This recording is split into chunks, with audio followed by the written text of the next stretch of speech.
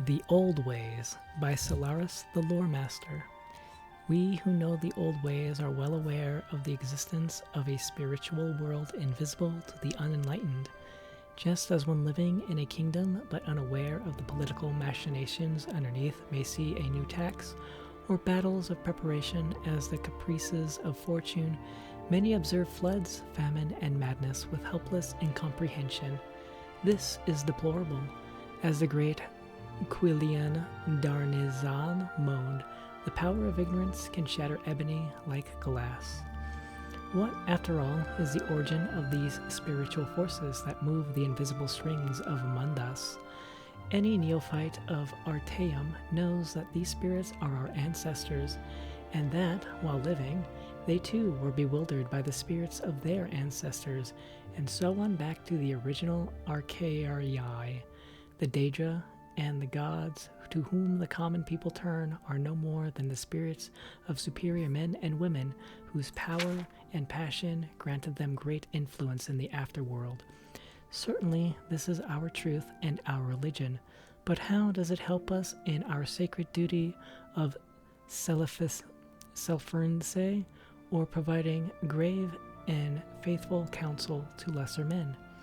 Primarily, it is easy to grasp the necessity both of endowing good men with great power and making powerful men good. We recognize the multiple threats that a strong tyrant represents: breeds cruelty, which feeds the Daedra Boethia, and hatred, which feeds the Daedra Verinema. If he should die having performed a particularly malevolent act, he may go to rule in Oblivion. And worst of all, he inspires other villains to thirst after power and other rulers to embrace villainy.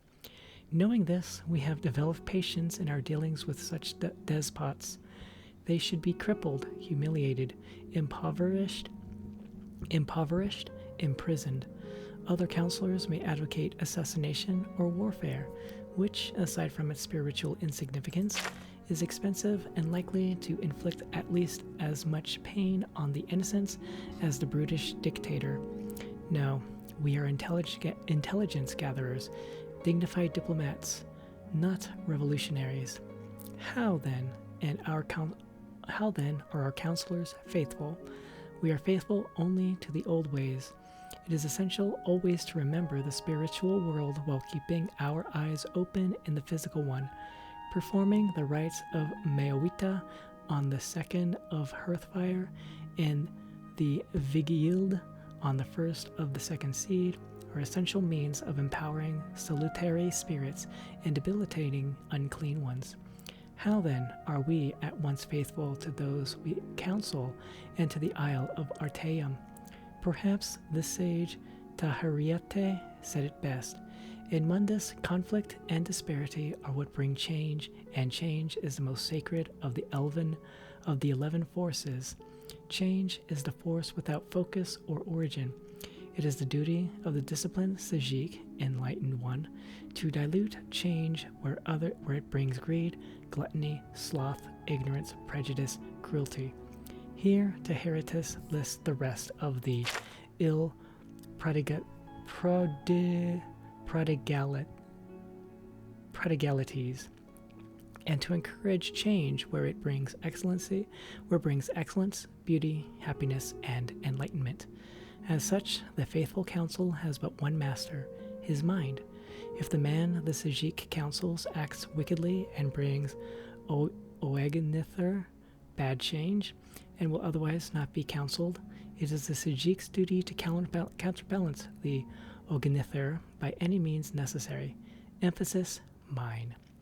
A student of the old ways may indeed ally himself to a lord, but it is a risky relationship. It cannot be stressed enough that the choice be wisely made. Should the lord refuse wise counsel and order the Sajik, to use Tariate's outmoded word, to perform an act contrary to the teachings of the old ways, there are few available options. The Sajik may obey, albeit unwillingly, and fall prey to the dark forces against which he has devoted his life. The Sajik may abandon his lord, which will bring shame on him and the Isle of Artaeum, and so may never be allowed home again. Or the Sajik may simply kill himself